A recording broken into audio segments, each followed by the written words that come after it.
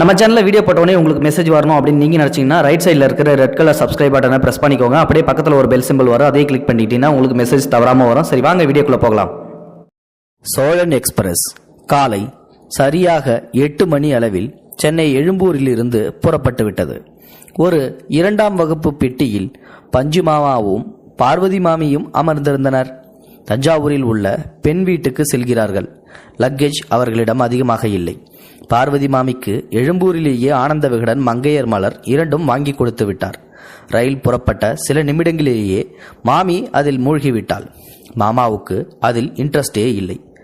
ஹெட்போனை காதில் மாட்டிக்கொண்டு யூடியூபில் இருந்து டவுன்லோட் செய்த MSG வயலின் கச்சேரியை கேட்க ஆரம்பித்தார். செங்கல்பட்டு தாண்டியதும் வீட்டிலிருந்து கொண்டு வந்த மிளகாய் பொடியை தடவிய இட்லியையும் சாப்பிட்டாகிவிட்டது. அடுத்தது காபி.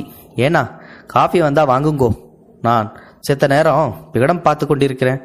இந்த பேண்ட்ரி கார் காப்பி நன்னா இருக்குதாடி, இந்த மேல்மருவத்தூர் ஸ்டேஷனில் வாங்கி தரேன், சரியா? வண்டி மேல்மருவத்தூர் அடையும் போது மணி 9:30.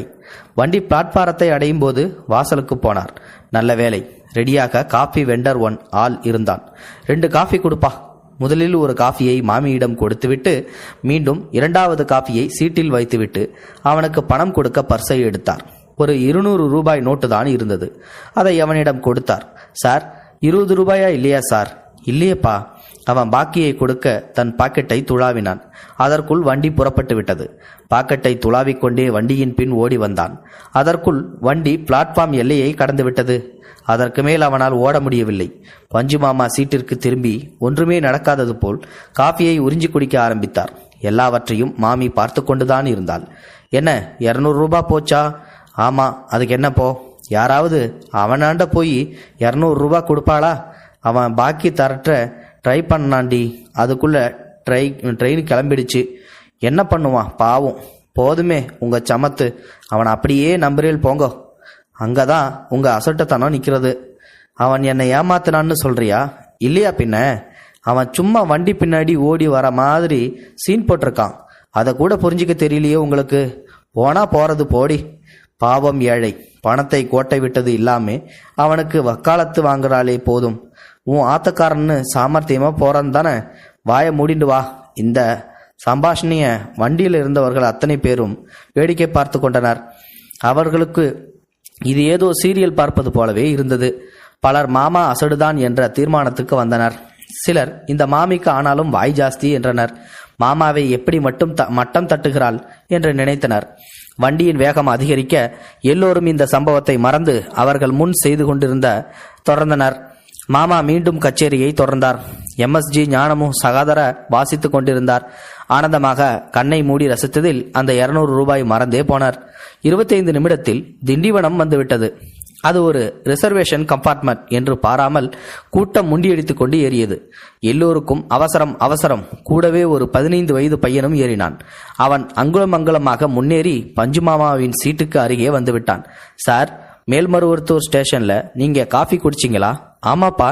சார், இந்தாங்க உங்க 180 ரூபாய் என்று சொல்லி ஒரு 100 ரூபாய் நோட்டையும் 4 20 ரூபாய் நோட்டுகளையும் அவர் கையில் திணித்தான். அவருக்கு சட்டென்று ஒண்ணுமே புரியவில்லை. சார், நீங்க மேல்மருவத்தூர்ல காஃபி வாங்கினீங்களே, அவர் பையன் சார் நானு. இது சகஜமா அடிக்கடி நடக்கும் சார். மேல்மருவத்தூர்ல ட்ரெயின் 1 நிமிஷம் தான் நிற்கும். அதனால சில பேருக்கு பாக்கி சேலஞ்ச் குடிக்க முடியாம போயிடும்.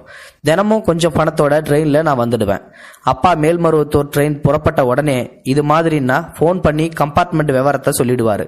நான் இங்க ஏறி பாக்கி சில்லறையே கொடுத்துட்டு விழுப்புரத்துல இறங்கி திரும்ப செங்கல்பட்டு போயிடுவேன் சார்.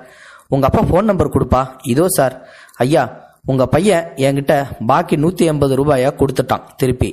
ஆனா நான் பேசுறது அதுக்காக இல்ல. அவனுக்கு நேர்மையை நீங்க கத்து கொடுத்துருக்கீங்க பாருங்க, அதுக்காக உங்களை பாராட்டியே ஆகணும். அதுக்காகத்தான் ஃபோன் பண்ணேன். ரொம்ப நன்றிங்க சாமி. நான் 5ஆம் கிளாஸ் தான் படிச்சிருக்கேன். ஆனா இந்த பழக்கம் இருக்கிறதுனால நான் நிம்மதியா வாழ முடியுது. அதான் இதை என் 2 பசங்களுக்கும் சொல்லி கொடுத்துருக்கேன்.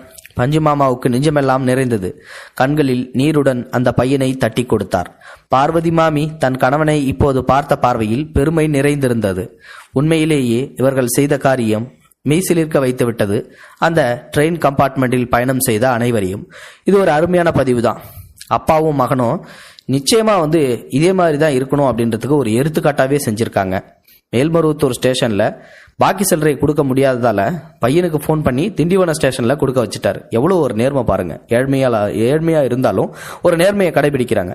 இந்த வீடியோ பிடிச்சிருந்தா லைக் பண்ணுங்கள், ஷேர் பண்ணுங்கள். தேங்க்யூ ஃபார் வாட்சிங். இது போன்ற செய்திகளை உடனுக்குடன் நீங்கள் தெரிந்து கொள்ள மறக்காமல் எங்களுடைய சேனலை சப்ஸ்கிரைப் செய்யவும், கூடவே பக்கத்தில் வரும் பெல் ஐக்கானையும் கிளிக் செய்யவும்.